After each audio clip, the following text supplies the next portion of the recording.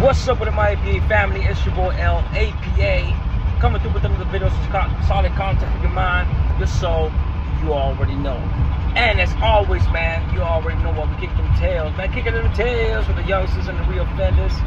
And as you can tell by the little caption that we in that thumbnail. Well, you catching me right now on the road, but I'm gonna tell one of the county jail riots that I was in. I'm gonna tell the Asian county jail riot. Because, I mean, both of them were Asians, but the second one was Asians and blacks. Then I'm going to tell the first one. Once again, man, it was a very, very messed up part of my term, and I definitely do not want to go back to that. You know, but like I said, man, I'm on the road. You know, for those of you that understand, that watch my channel, watch my lives, you guys, I said I was going to move. You know, hey, it got moved up sooner than later. And now I'm on the road for the next 3 days. But I'll be remiss if I don't get on with the story. My apologies. So, Orange County Jail, man. You know, honestly, county jails, there's just something about the county jails or the county jail system that really is very notorious and very dangerous. You know, I happen to be in, you know, I heard other individuals talk about in some videos and interviews, much respects to them, talk about how if you survive LA County Jail, you can survive anything, right? And you know what? I know exactly what he's talking about. Because our county jail was fucking savage as well, you know, and we're only 35 minutes south of LA. And to me, you know, I hit the level 4 yards, prison yards, wars, riots, stabbings, all that. So, I mean, to me, prison was more dangerous than the county jail, even LA County Jail. But I know it could get vicious. Trust me, I know it can. You know, if I would have done my time on a level 2 or level 3 for the majority of my term, then yeah, the county jail probably would have been a little more vicious. But anywho, Orange County Jail. Let me give you a little backdrop, a little context, a little history behind what I'm gonna say. So, the Asians in Orange County, you got the Little Saigons, you got a branch of the Asian boys and TRGs and things like that, right? You even got the WDCs, We Don't Care Crips, right there by Madison Park, by the low person between Delhi, right there by Locotes in Santana, the city of Santana, Orange County. But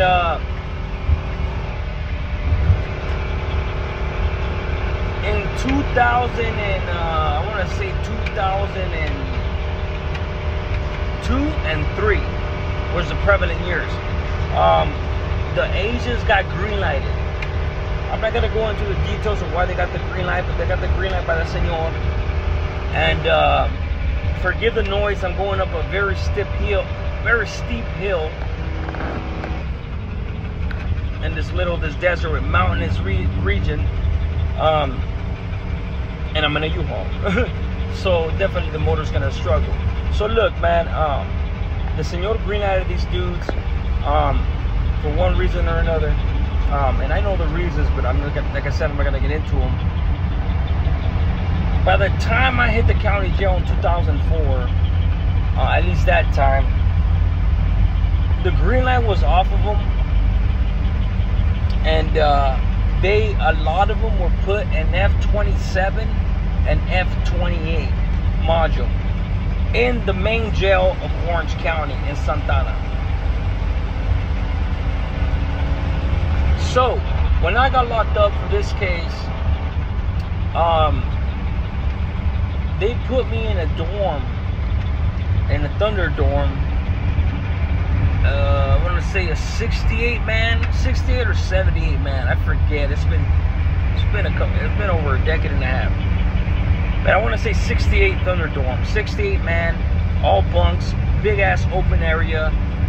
You could kill somebody if you want, and they won't find their body for hours. There's only 2 counts. They do 2 counts a day.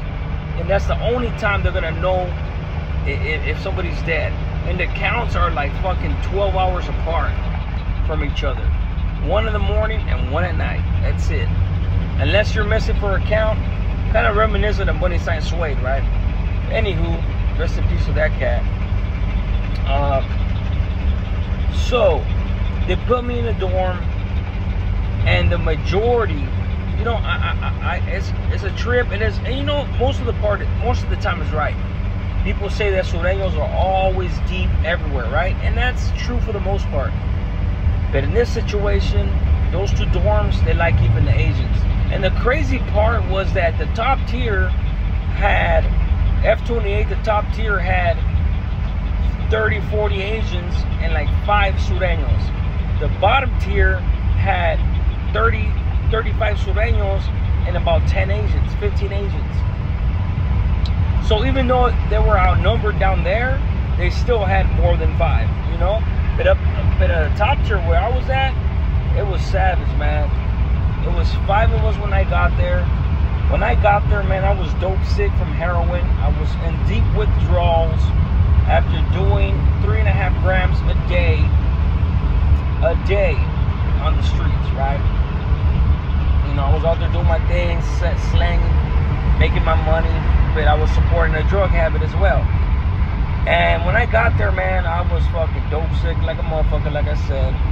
Your body's weak, I'm fatigued, I can't even stand up for the most part. But if I could muster some strength, I could muster some strength, and my life depends on it, right? And you'll know exactly what I mean as I continue forward. So, there was this issue going on with us and the Asians, man. Not only with us, like the Sureños with the Asians, but the whole dorm with the Asians. Dudes, see, the Asians that were sleeping by the stairs were getting upset because in the morning, when dudes would go to breakfast or go get their pills or whatever, they were coming up those stairs and banging on those stairs, not even on purpose. And they were waking some dudes up. Let me footnote. The majority of these Asian dudes were fighting murders. This one individual that I'm about to talk about was fighting murder, mayhem. The dude cut one of his enemies' penis off and shoved it down his throat. It was an infamous case. So this dude had an issue, and one morning, man, he got tired of it. He came down, man, slapping his freaking and talking shit, talking about, you motherfuckers better not bang on these stairs or this is whatever. Anyways, we were like, you know what, bro? You cannot sit here and try to dictate another man's program when they're trying. We ain't gonna tiptoe up. We ain't gonna bang the steps on purpose, but we're also not gonna sit here and tiptoe just because you motherfuckers are the majority. And they were trying to. And they eventually pushed up on the paisas. And when they did that, we were like, you know what?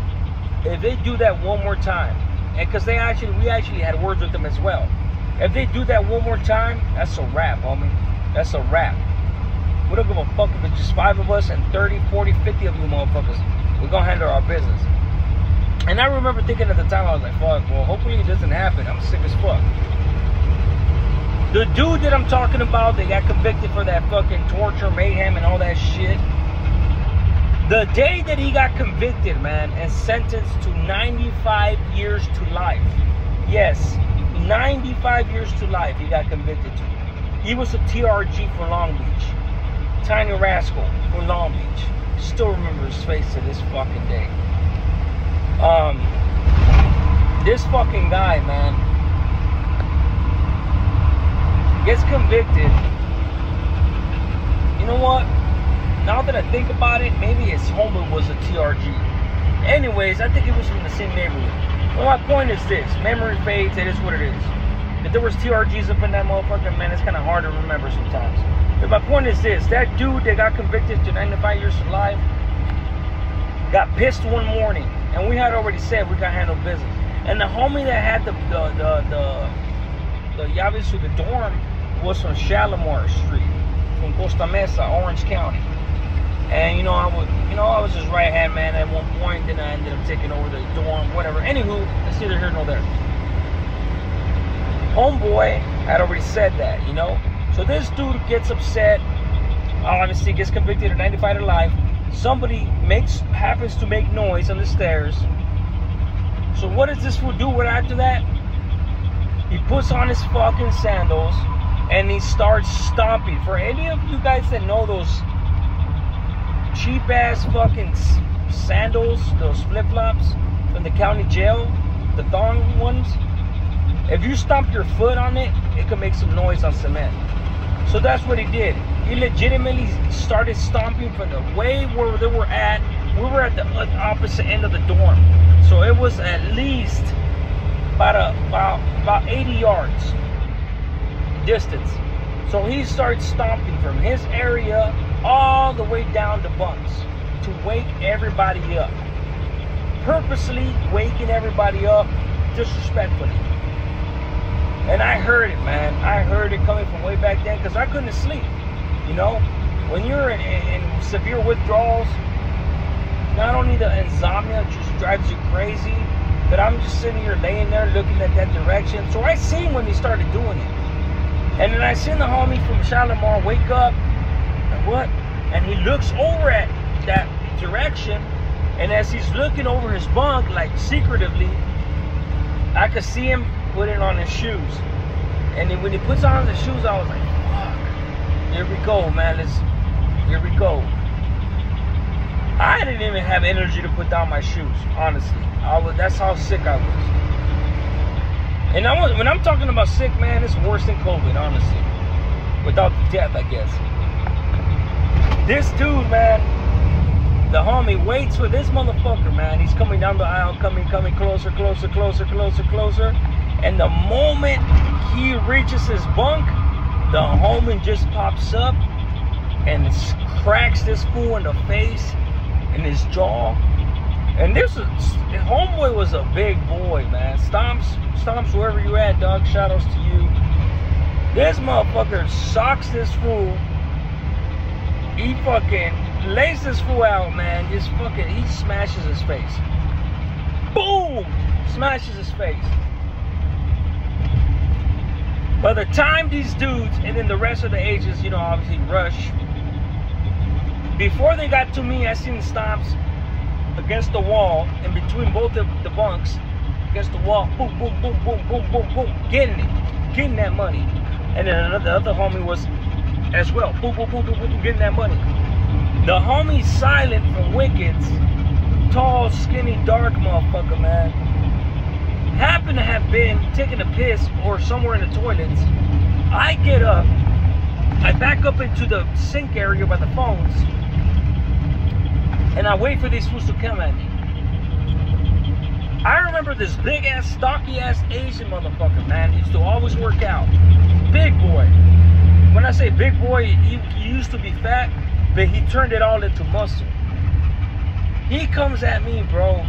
He's the first one that gets to me. And I used to start slinging him. Boom, boom, boom, boom, instant. Bro, his arms are wide. He was trying to hit me wide, and I went down the center. Beep, beep, beep, beep, beep, beep, beep. Started mopping this fool up. And I was surprised. I was legitimately surprised that I was mopping this fool up. But inevitably, the rest of these motherfuckers get to me.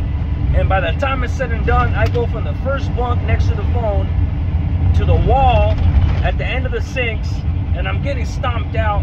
And I slip because I'm in sandals. I slip because there's water. There's water from one of the leaking sinks.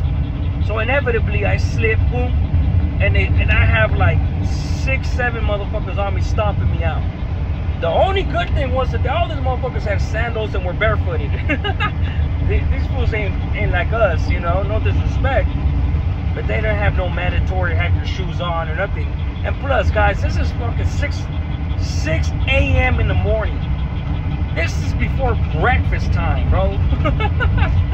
No bullshit.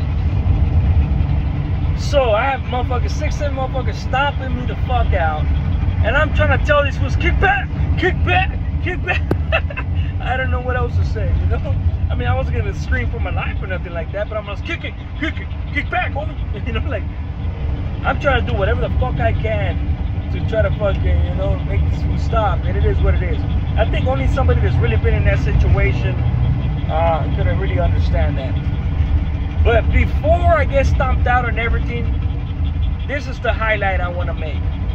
And youngsters, take heed to this story, because you don't want to get caught up in this type of situation.